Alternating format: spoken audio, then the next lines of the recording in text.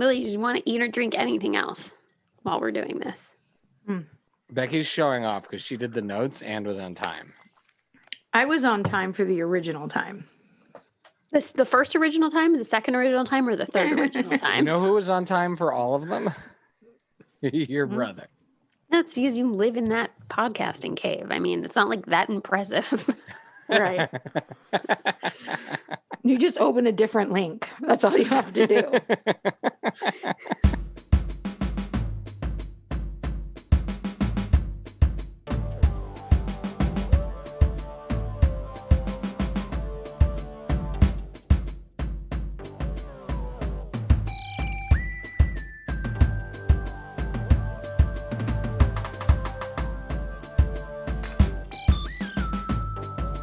Here we are, and welcome to the Friday Night Movie Podcast.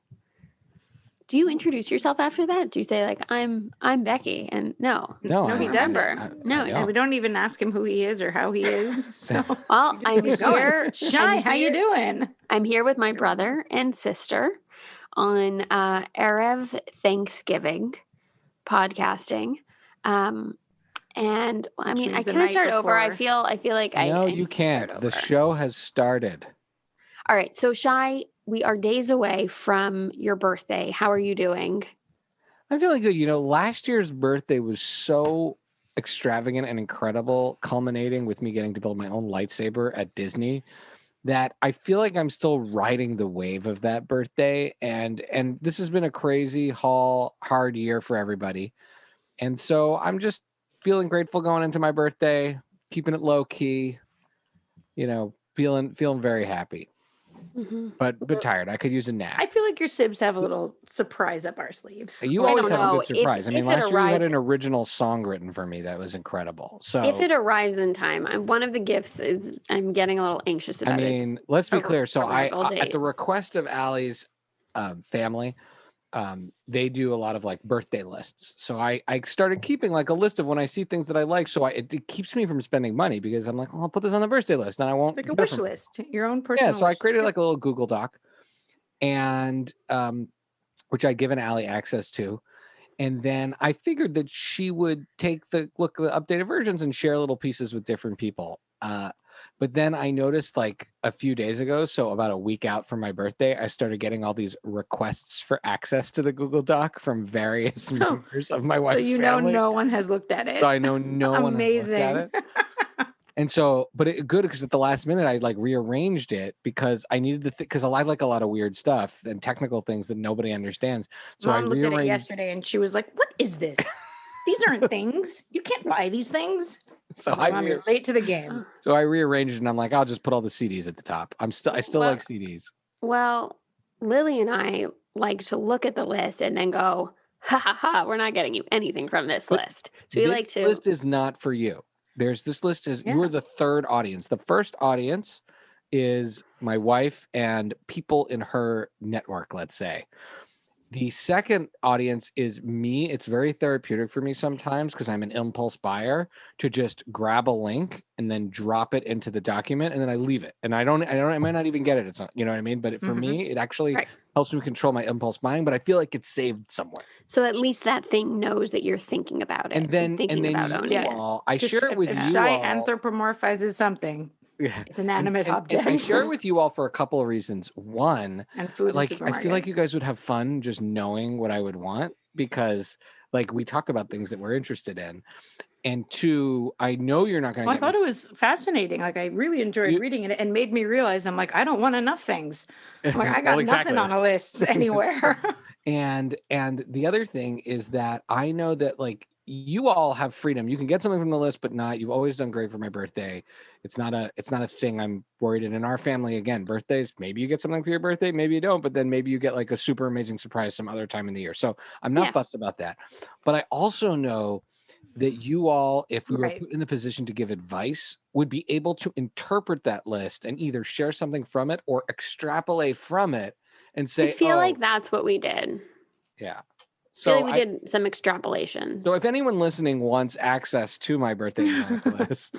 If you need to be inspired for how much better your own list should be.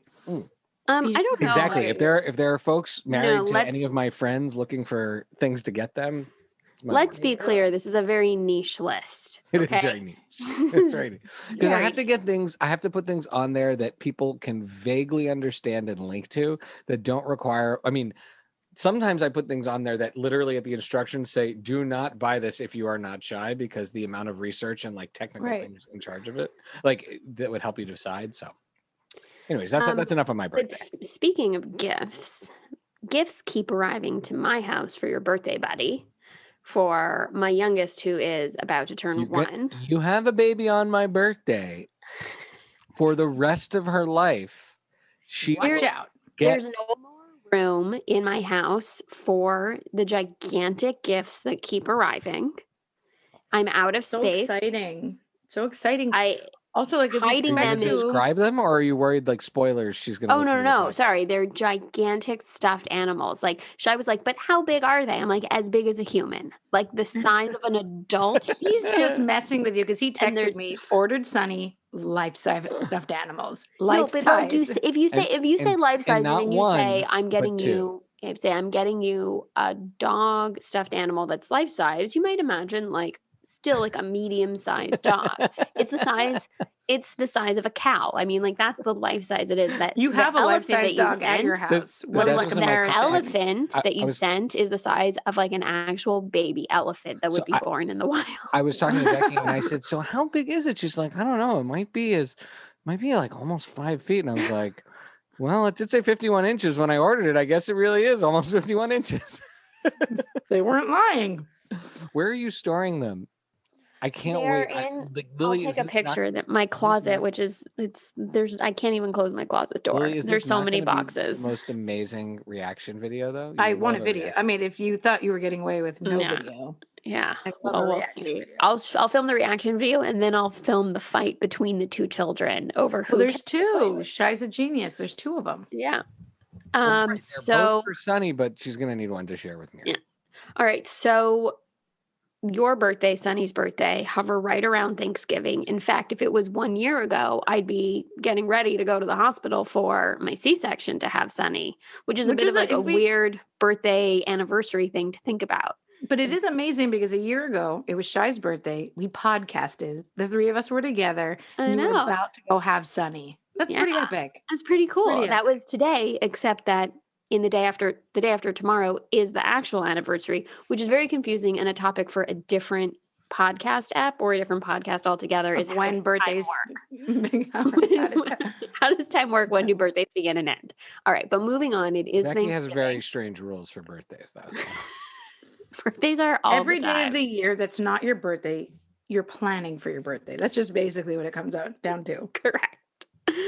So these birthdays, Shai and Sunny's birthday, like I said, hover right around Thanksgiving. We know everyone is keeping a low-key year. Are you doing Thanksgiving, Shai? Do you have any There will be an outdoor gathering of the family members that we already see. So there will be no introduction of new people into we're very fortunate. We live near Allie's family. And we see them fairly regularly at a social distance. So we will be at the same usual distance outside in the backyard in the morning for a little bit, and that's really it. And the rest of it's going to be I'm not even 100% sure if we're having the meal all of us together, but I'm not really following the details. You're making the stuffing though. I did. So Tam Tams, mom's stuffing. The secret ingredient is Tam Tams. Tam Tams made by Manischewitz are not on the shelves where I live, except I did end up finding some.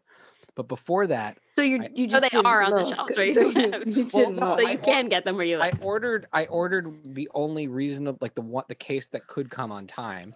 Okay, he calls when he's like, it's impossible to get a Tam Tam at a supermarket here, except you can, is what you're saying. Well, no. So 10 boxes. So first of all, this box arrives and it says on it like Foodie Express from Brooklyn, and Allie's like, yes, someone sent you like fresh lox and pastries from some bakery in Brooklyn. And so babka. we were in the middle of dinner and I was like, well, let's open it and see what's in it. Maybe we have to change our dinner around. And it was just, I'm like, oh, this is the 10 boxes of Tam Tams I ordered. But what made you think 10 was a reasonable number to order? I could only order 10. There was no ordering a single. No one was selling singles on eBay. So either find a different stuffing recipe or order 10 boxes of Tam Tams. Well, no, this is it. But now. can you even, or just go to the even make? Apparently, they do have them at the supermarket. Can you even then a couple make days later, if you don't cook it in a turkey? A couple days later in the supermarket, I checked. But like, how will her stuffing come out if you don't cook it in a turkey? I don't know. Allie doesn't do it in the turkey. I mean, it'll still good. Mom used to make some out of it. I don't know. It'll be fine. Wait, the best is, I think Becky's plan is actually the best for Thanksgiving. I'll let you tell that in a second. But I just want to quickly say that Mom is like a few days ago, it's Thanksgiving. I think she's stressed. I'm gonna be honest. She's stressed that it's your birthday and Sunny's birthday, and she's not with either one of those people. So she's, I think she's just looking at me and like, she's kidding? Like, it's still you. Last year, she did her dream version of visiting me, which was she came in the morning for my birthday, and then, I got to go visit Becky on the other side of the country. See ya. Bye. 12 hours of not even 6 hours of my house. You're lucky you got her at all. Because pretty much with Sunny being born on your birthday, she may never spend your birthday with you again. But she basically like walks around the house, turns around, and she's like, "Oh, it's still you. No other sibling of yours you could be for like 5 minutes." And she was like getting into like a huff about doing Thanksgiving, and you can order a turkey here from the fancy supermarket in advance, and they'll like reserve a turkey for you. And I was like, Mom, we had to have reserved a turkey. Maybe we still can. She's like, I got to go buy the stuff for stuffing. I'm going to find, there's no Tam Tams here. I can tell you that. I got to find a new recipe and and this and that. And she's like really stressing out. And I looked at her and I go, Mom, we have a hard enough time with like getting dinner on the table with the baby and everything. And so I was like, I did not grow up celebrating Thanksgiving. Since I've lived here, I don't. I've been invited the last 2 years at a lovely American family's house, and that's been wonderful. But it's not, if the other 10 years that I lived here, I haven't done Thanksgiving. I'm good. And she's like, oh, you're right. It's not our family tradition. Forget it. And she just was like, I'm going to buy a big chicken and I'll make some stuffing in there. So on that note, I went through something similar. We did not grow up with... turkey isn't just like a big chicken? It's more or less. No, it's a different animal. It's a different animal, but it's in alignment. It's in alignment. So so I went through something similar. We, growing up in Canada, did not have a Thanksgiving tradition. And then I never had one once I moved out and moved to the States because it just wasn't an important holiday to me. So you're married to a Canadian. Hold on, just to be clear, the Shabbat dinner of Thanksgiving, the Agans would come over and Mom would cook like the Thanksgiving style dinner, and it would also be sort of around my birthday. It was like a mishmash. I remember doing Thanksgiving dinner on your birthday. I must have been really young. I remember that as like once in a while as like a treat. But Mom would cook Thanksgiving. No, Mom would cook Thanksgiving for Rosh Hashanah. That's what she always did. That's true. Right. So anyways, the point is I have not had a tradition since living out in Berkeley. Our wonderful, wonderful cousin Vanessa and her family invite me and Vlad over every year that they host it, and which is not every year, but on the years that they host it, we go over to Susie and Robert's house for the most extravagant, decadent 5-star meal of your life. It is Thanksgiving on steroids. It is one of the highlights of the year. But again, it's their family tradition, and we're lucky that we've gotten to tag along.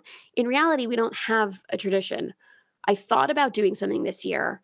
I got extremely, extremely stressed. And just like you said to Mom, I said to myself, wait a minute. This is not a thing.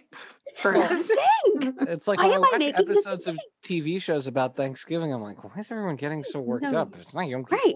We're not talking about the Seder here, people. I went with what is my real Thanksgiving tradition? My real Thanksgiving tradition is that the day before Thanksgiving, Cheeseboard Pizza sells a wild mushroom pizza. So I went this morning, I picked up 3 of them. We're going to save them for tomorrow. And tomorrow we're going to eat pizza. And then I would like to watch A League of Their Own, because that to me is the perfect American film. It's nostalgic. It's got a great message. It's got a fun cast. It'll get me excited for the reboot that they're doing, the series. And so my Thanksgiving tradition is to eat cheeseboard pizza. So I'm going to eat pizza, and then I'm going to watch that movie. And I'm curious if you guys have any RX for this festive holiday coming up tomorrow. No, or I guess yesterday once the pod is released. Yeah, so if anyone wants to watch it afterwards. Lily, do you have any Thanksgiving weekend films that you think would speak to you of this? Or we're all going to watch A League of Their Own? I think A League of Their Own is really good. I like American Tail. I mean, we watched that with the kids. I mean, it is Vlad's birthday is coming up, so that would be perfect. Oh, so Vlad. for Thanksgiving, there's cute. I would say refugee. Is it The Family Stone? I think is a fantastic Thanksgiving movie. That's with it was about Christmas. Jessica Parker and Rachel McAdams. It is about Christmas. It is. Yeah, close enough. But those are always those are always released on Thanksgiving. Like I feel like those. Christmas maybe that's movies. it. I don't know. And the holiday, the other one, the new Family Stone is coming out. With Dan Levy. Yeah, we're gonna watch that one. I don't know. What is that called? Oh, I keep trying to remember, and I keep going. Tis the Season. Holiday. Am I making that up? Holiday. He wasn't in that. No. Oh man, is it called Tis the Season? Am I making that up? That's not you might be making that up. It just feels like that should be the title. Our watching thing is I created like a playlist of all of the Goldbergs Thanksgiving episodes. The Goldbergs in school. That's like the Friends ones. And we just but I think I'm gonna add the Friends ones, and now the Bob's Burgers has become one of the like official TV shows of our house. It's so much really so that Allie's ringtone Happiest Season. I was close. Fair enough.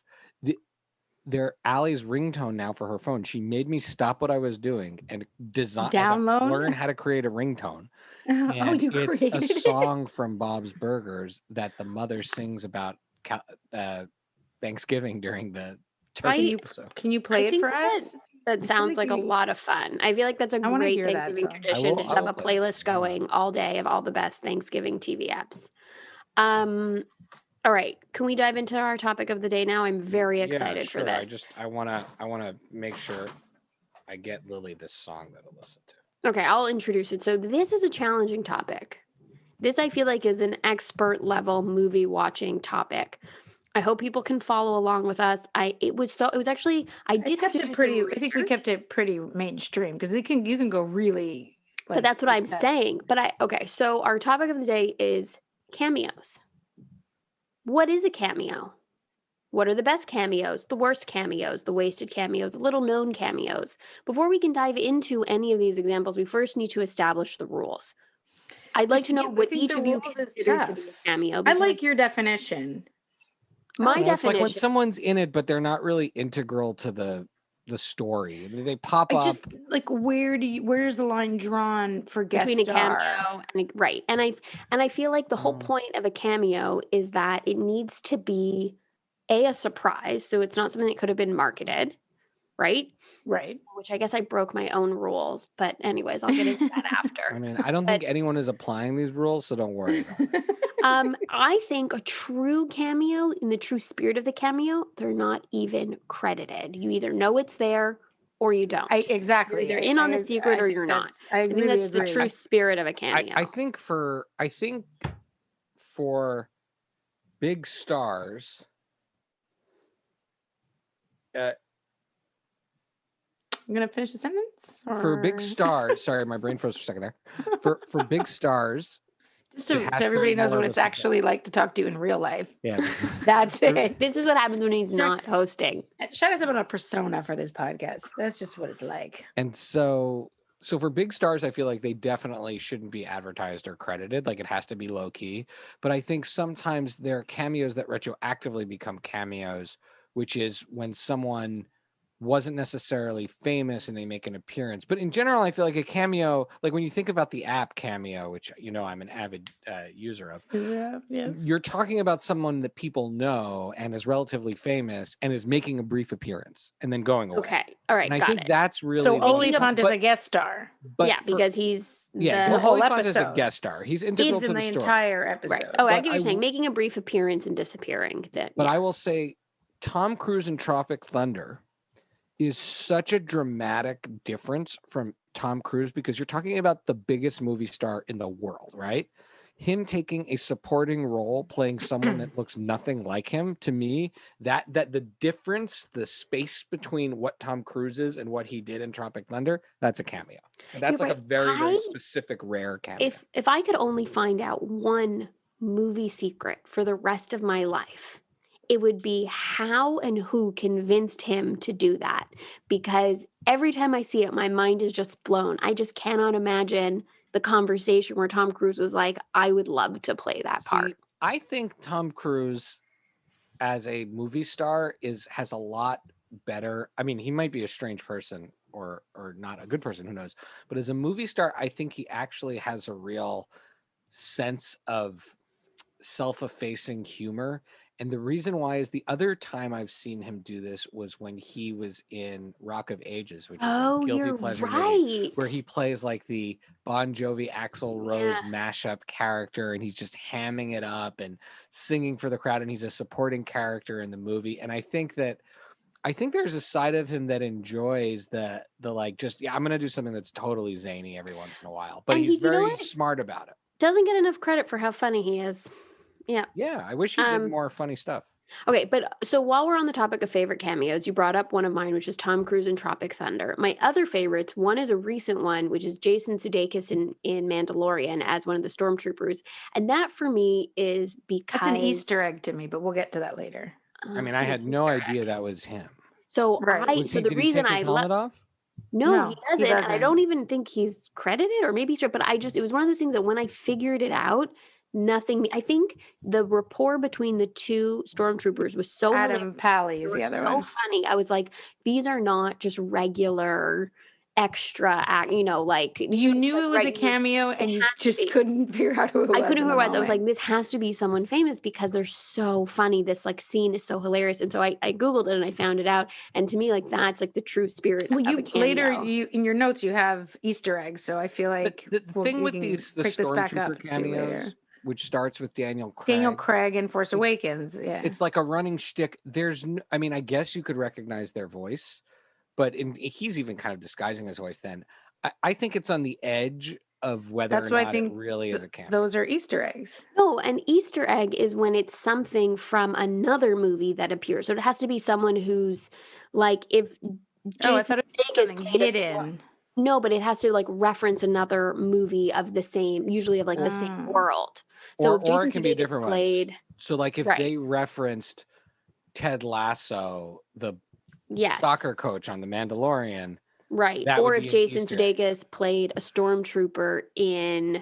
Well, I'm going to call these Easter egg cameos. Or in the most recent episode... Hidden cameos, because these are not... In the most recent episode of The Mandalorian, when they reference the child's M count, that's an Easter egg reference to the midichlorian count that was brought up in The Phantom Menace. Right. Okay. Yeah. No one was paying attention to that except you. My last one, like a billion other Star Wars nerds, but which is the rest of us didn't get that. Which is not a strict cameo, but I would say is more like a trick cameo. Is Drew Barrymore in the opening? No, scene I think that's Scream. A fair cameo. Everybody was shocked to see her in that because you think the film is going to be about her. She's this big star, huge star at the time. She's in the first scene of the film, the first sequence of the film, gets killed off. Spoilers, sorry. If you haven't seen Scream from the 90s. Gets killed off, and then that's it. And so I think in that case, it's kind of like a switcheroo cameo because you're expecting her to have a big part, but they've duped you. So she's really just like great. A little bit. Yeah. Those are mine, Lil. Mine is, I still am impressed and shocked by, and maybe this is a very big 90s reference, when Alanis Morissette was God in Dogma. That's a great reference. I was like, I remember being like blown away, so excited to see her because she was such a big singer at that time. And then also being like, what a great choice. So for like the character, like I didn't think it was gimmicky. I thought it was fantastic. Mm-hmm. Then I love David Bowie when he does the dance off. Isn't he the judge for the dance off in Zoolander? That's like one of the most amazing ones. And he stands up and you're like, oh my God, it's actually David Bowie. Thank you for remembering that. That's brilliant. That was also one of the best ones. And then I thought Mike Myers in Bohemian Rhapsody. Is that a cameo? That's not a cameo. That's like an actual role. He's in one scene as the I guess you're right. You're right. And he disguised himself, and a lot of people... Right. And an Easter egg because it references...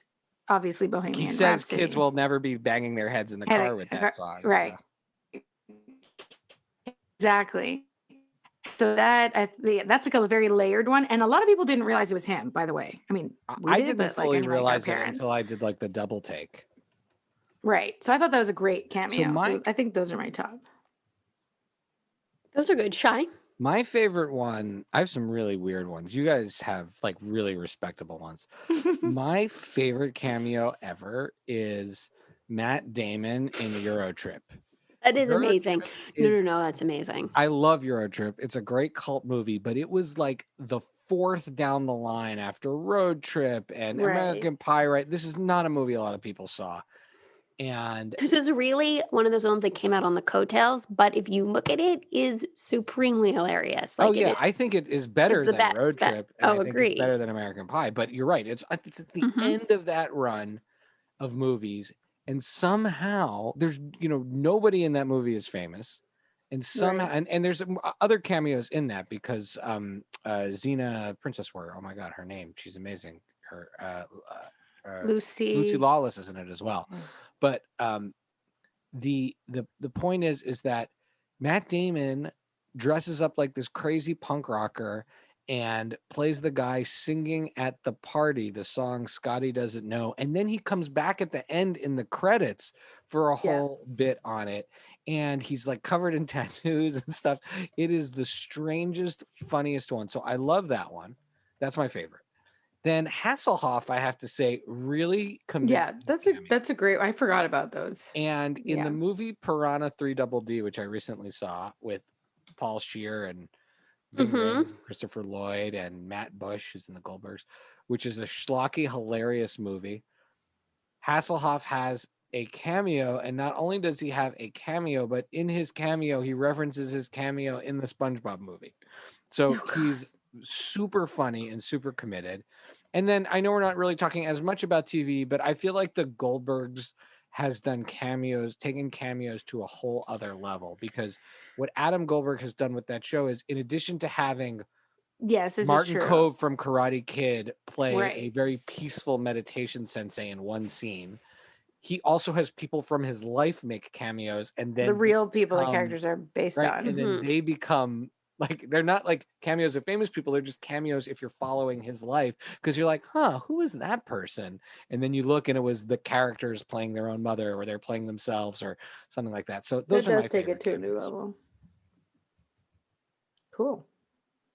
Beck? I named mine. Oh, sorry. Okay. Yeah. You're still hosting. I'm still hosting. Still? It's my turn again. Okay. All right. So I mean, I could host the second half. Then there's the question: do you guys have any cameos that you feel are wasted? And by wasted, I mean either unnecessary to have in the first place, or like a poor choice. I'm just gonna say quickly, and I'm not bashing the Mando Bosch cameo. Okay. I'm not Mando Bosch cameo. Okay. I would never. However, I will say, and I'm sure you guys agree, and that's the example that comes to my head, and I'm sure you guys could have other examples, but I'm just going to say that it is many times I find that cameos, and I don't think they're necessarily wasted, but they're not necessary. They take you out, like Amy Sedaris and Mando also. It takes you out of the world of. Now, I'm like literally binged 6 seasons of Bosch in a row, and I'm obsessed with that guy. Most people weren't like, oh my God, it's Bosch, I guess. So for me personally, but it totally took me out of the scene, and took me out of the world. And I feel like that happens when they overdo it with cameos, and then you're like, okay, I don't believe the fantasy of whatever I'm watching right now. So that's all I have to say about that. You guys have specific examples though. So my 2 specific examples is Brad Pitt in Deadpool 2, which I know is like a hilarious, great moment where he just appears for a moment, but I feel like it's so rare we get a Brad Pitt cameo. I'd like a little more. I feel like that was like an unfair taste. I feel like it was a Photoshop picture of him. Like that was Ryan Reynolds, not Ryan Johnson. We never speak of Ryan Johnson. That was a what? What did you say? I said Ryan. I meant to say Ryan Reynolds. No, I know, but what was your original point? I think that's a little bit, though. It's a cameo, but it's also showing the juice that Ryan Reynolds has. That people are always doing. I guess, but I'm like, they just took a Photoshop. They're like, Brad Pitt, text us a Photoshop, like a picture. making that. He never went anywhere to film that. Right. And then my other thing is, I think right. My other thing is that it might be controversial. Wait, if you're giving me Brad Pitt, I want Friends Thanksgiving Brad Pitt. That's what I want. But that's a guest star, please. Okay, fine. That's like sweep guest star. Guest star. Fair. Yeah. Now my other what I call a wasted cameo is, and it's a bit controversial, but in the Ghostbusters reboot, the Kristen Wiig one, where you have most of the original cast pop up at different points. For me, it's wasted because I don't feel like it needs it. I feel like the worst. The new movie should stand on its own. You don't need to do a callback like that. I felt like it was a very insecure move to somehow make original fans like to placate them or something, and it really bothers me. It was also, I liked that. I thought the movie was fine. I never really cared to rewatch it, but it was fine.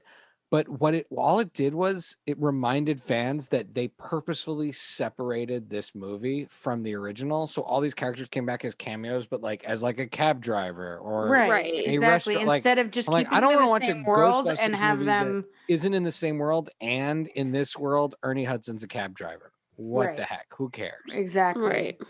The new Ghostbusters I'm more excited for. But yeah, to me that was they should have just been more confident about it being different. Exactly. All right. Shai, what are your wasted cameos? To me, anything in Entourage or Ballers. The shows where every episode of Entourage and Ballers. I hate those cameos. I don't want to see sportscasters like Jay Glazer playing themselves in what amounts to essentially product placement of themselves. This isn't Can I give you the other end of the spectrum where I think it's played perfectly is Curb Your Enthusiasm, where you have every episode will have a little cameo in it where either it's the person playing themselves or playing a bit part, and I think it's great because it actually shows to me the extent of Larry David's reach and how much people obviously love him or hate him or want to be a part of what he's making. And you have great comedians and actors and everyone is turning up to really sometimes just be in a scene playing a part, not even playing themselves. And I think it is great. Every once in a while, on Ballers, Terrell Suggs had a recurring, it wasn't really a cameo, it was a recurring role as himself. And he was sort of a nemesis, and that was funny. And I do love anytime Mark Cuban appears in a TV show. But it's great. Just you just have Jay Glazer walk by. I'm picking on this guy who's a sportscaster. They'd be like, we got to go train at Jay Glazer's gym. And then he's training the guys. And he's like, I got to have that interview with you. You know, I'll shoot straight. Right. I see what you're saying. And to me, that's just wasted time. And it's over managing the image of all the people involved. And Entourage did it super annoyingly as well. And I think that I'd rather see fake actors than real actors in most of those places. I'm becoming much more selective of where I will be into actors playing themselves or playing themselves in the real world. And now I reserve for specific ones that I really liked.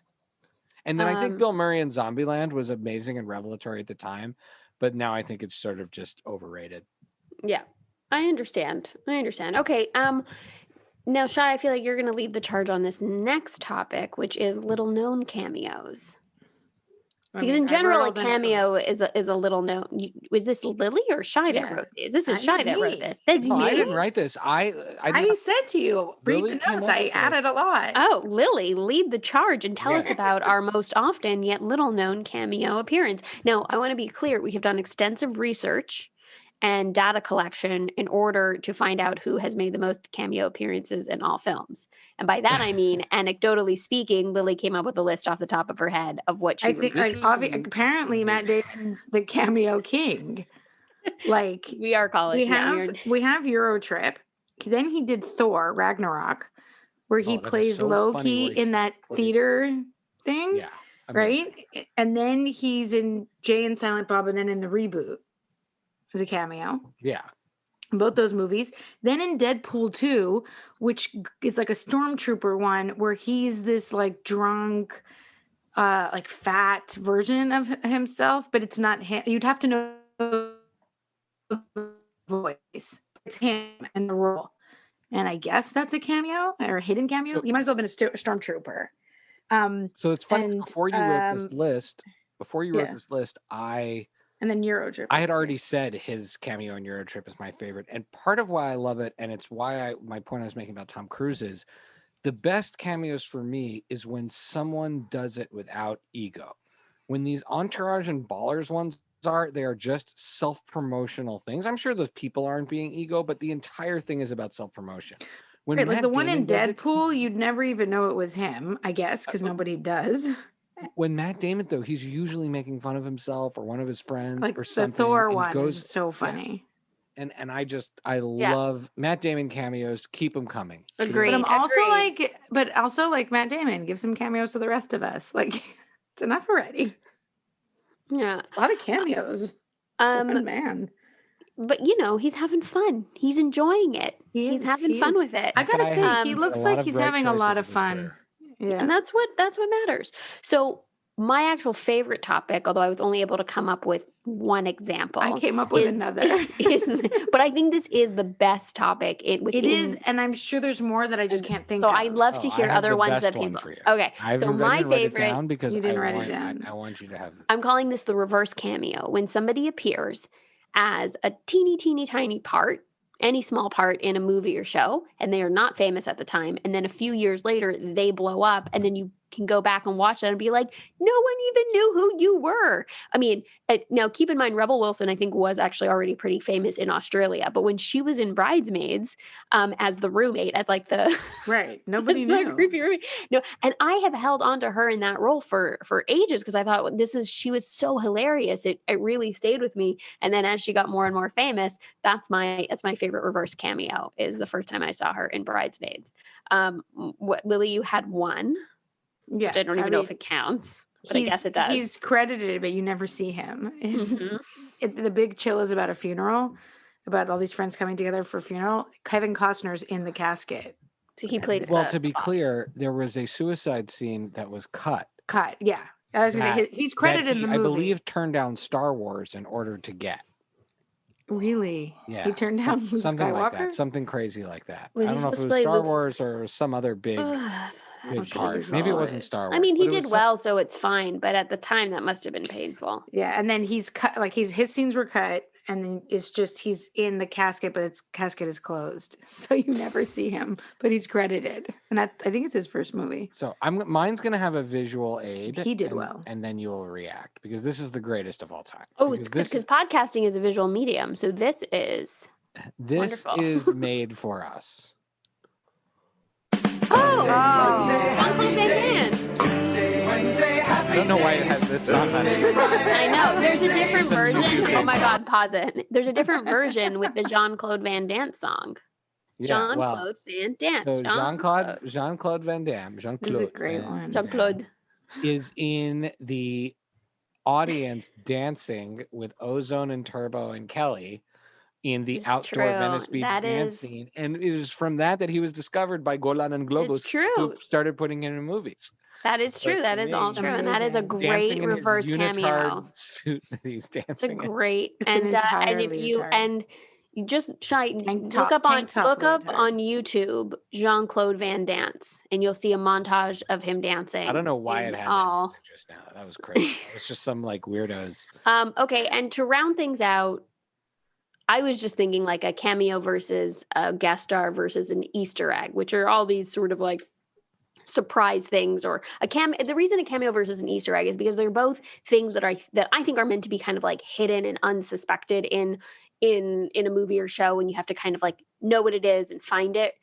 So in that way, cameo and Easter eggs are similar, but I think they're different in that an Easter egg's more hidden. An Easter egg is more hidden, and it's some sort of property, character, object, something that that is the same from that's reappearing in a movie or show that's not necessarily like the ball, connected. Like the Pixar ball, isn't that in every? Yeah, like there's a lot of like or Rob Reiner's mother.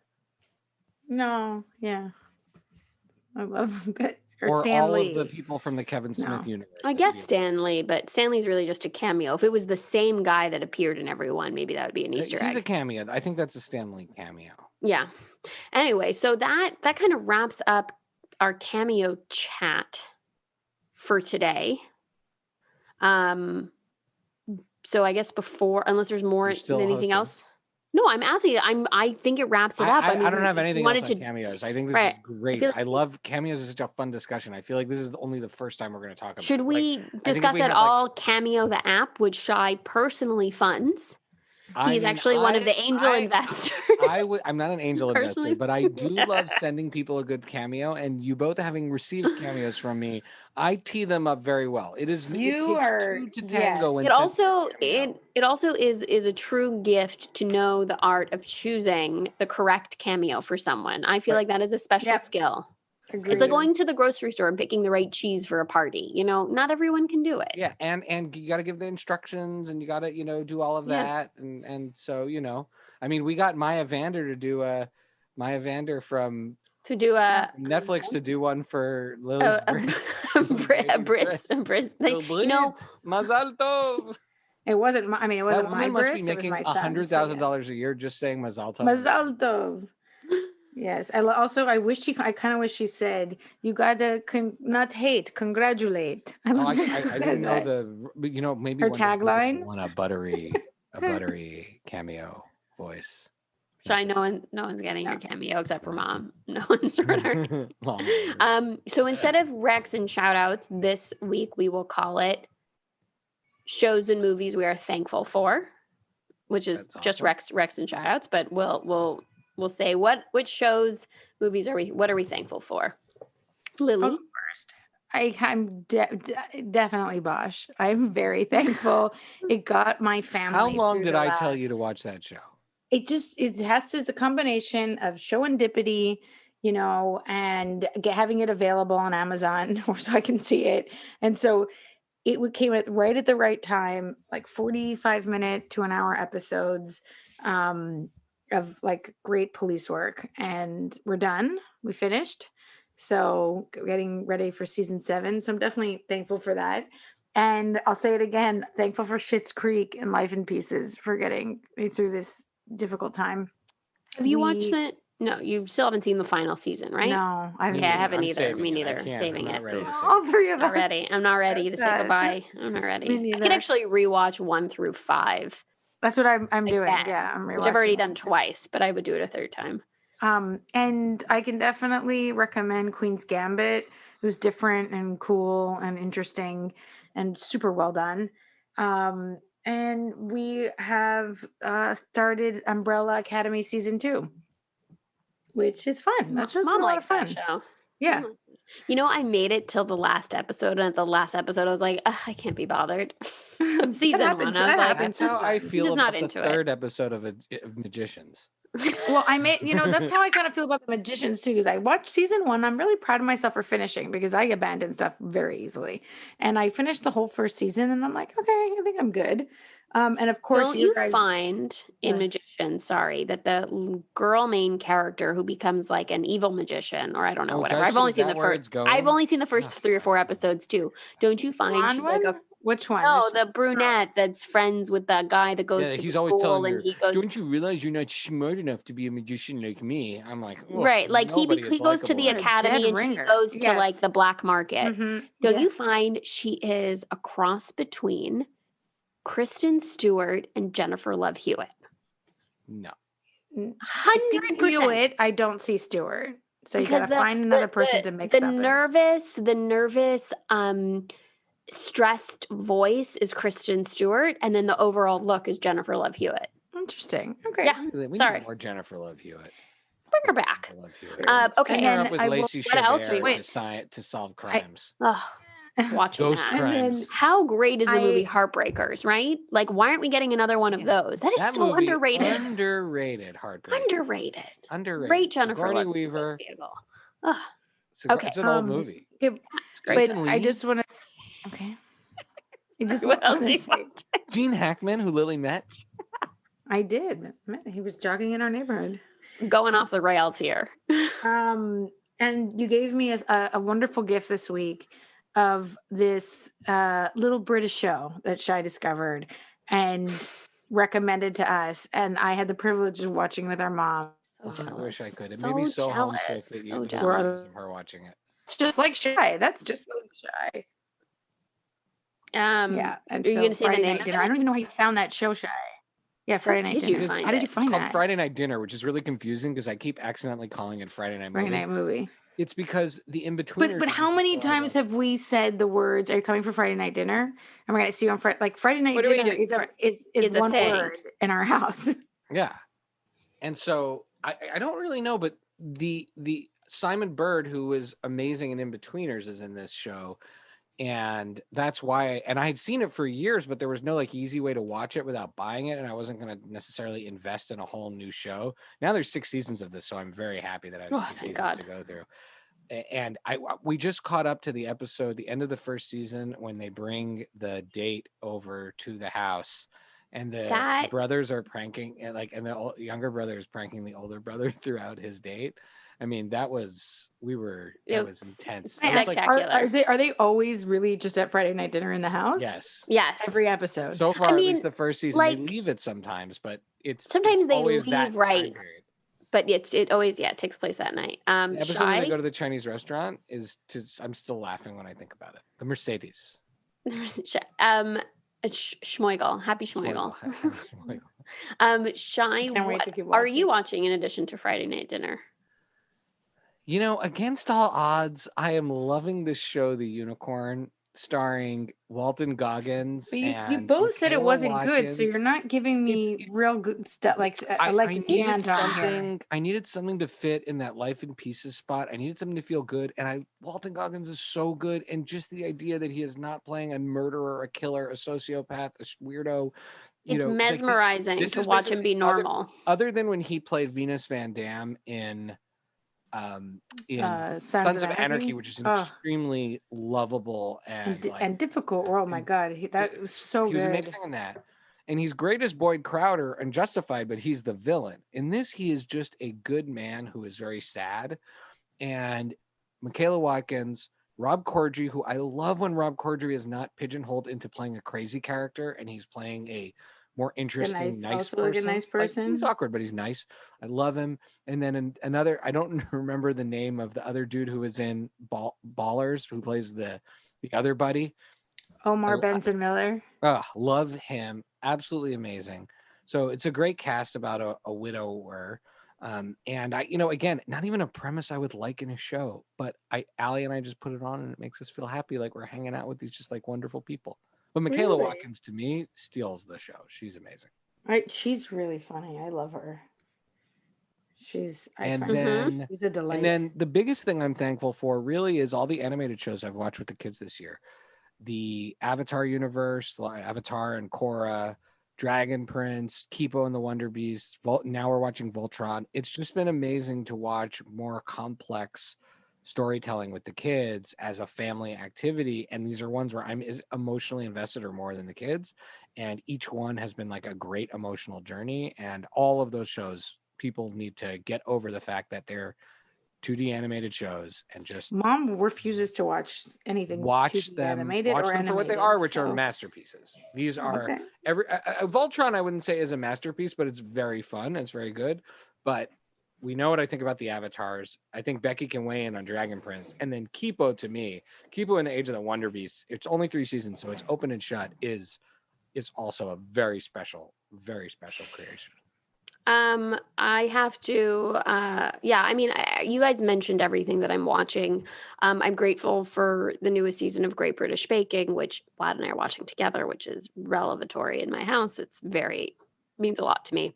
But I did just finish watching Dragon Prince, which like hardcore bawling at the end. Like that show really Becky. But you're not allowed to watch Dragon Prince if you haven't seen Avatar. Sorry, there's an order of operations. You have to see Avatar, and it's preferable if you see Korra, but I think at the very least you need to do Avatar and Dragon Prince. But they're not related, or they are related? No, they're not related at all, but you have creators, you have directors. There's people who worked on Avatar created Dragon Prince. And so I think you need to watch. You need to understand the source material. Like Dragon Prince is a great show on its own, but it is also great because you see, if you are a fan of these series, you see how much it is able to walk on the shoulders of how groundbreaking these other animation shows were. So can't say enough good things about those. Oh, and then last but not least, because of my wonderful wife, I am grateful for Bob's Burgers, which has become a family show for us. And with that, I will introduce to you the turkey song that is sung constantly in our house. It's called Kill the Turkey. And here it comes. And it's sung by Linda, the mother of the family. Can you hear? Can you hear? No. Pass the cranberry sauce. We're having mashed potatoes. Ooh, the turkey looks great. Thank you for loving me. Len.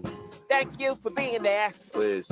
Thank you for loving me. Oh, God. Everyone's thanking. The whole world's thanking you. Stop. Thanking Len, us stop. for thanking you. Len. Kill the turkey. Len. And with this that, is not what Allie's you say, ringtone now. Hey, I thought I'm trying to end the show. And with that, we say goodbye. What about our handles? Week. Our handles? Well, you had time for Rex and shout outs and you didn't shout out yourself. So I don't know what to tell you. No, you can follow. Where can everyone follow you? You can follow me at Pancake4Table on Twitter and Instagram. You can follow all the Friday Night Movie shenanigans at Friday Night Movie. Our family on Friday Night Movie on Twitter and Instagram, or FridayNightMoviePod.com. Kind of did a little overhaul of the website, and so you can check that out. And our family supports the Equal Justice Initiative and the NAACP Legal Defense Fund. So please check those out. They're doing incredibly important work for our country, and it doesn't just stop with the election. And our theme song is by What Does It Eat? It is not from Bob's Burgers. And then I'll hand it back to Becky to end it. You can follow me on Twitter at PaperBKPrincess. Lily, where can people follow you? On Twitter, Chichi, CHICHIK Gomez on the Twitter. All right. And with that, we say goodbye, and we goodbye. Love you. Happy Thanksgiving. Dance to our theme music. Bye. Love you. Bye. Happy Thanksgiving.